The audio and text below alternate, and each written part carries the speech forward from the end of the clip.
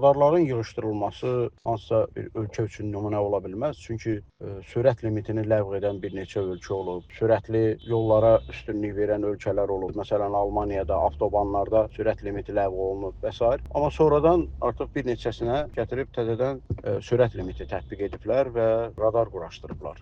Yəni bunu ləğv edən ölkələr belə sonradan ona qayıdırsa, biz necə deyə bilərik ki, Azərbaycanda sürət radarlarını yığışdıraq, bununla da bütün qəzaların qarşısı alacaq. Sürücülərin nəyin qoruya bilərik ki, Azərbaycanda yol nəqliyyat hadisələrinin baş verməsinin 50%-i sürət həddi ilə bağlıdır.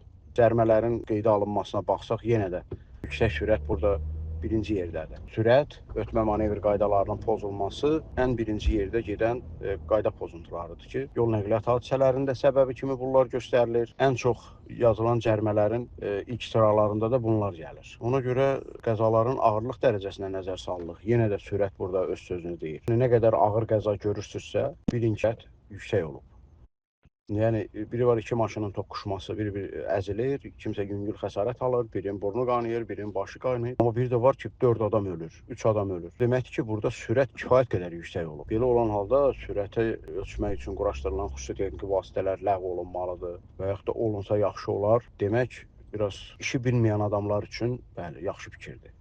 Amma qayda qanunu saymayan, ipə sapa yatmayan insanlar, ancaq polis, kamera, radar görəndə təhlükəsizlik kəmərini taxan, qaydalara əməl edən sürücülər üçün bəli, bu ideal təklif. Onlar bunu hətta çıxıb toy bayramla qarşılayar ki, radarlar ləğv olanda nə gözəl. Amma intizamlı insanlar üçün bu lazım deyil.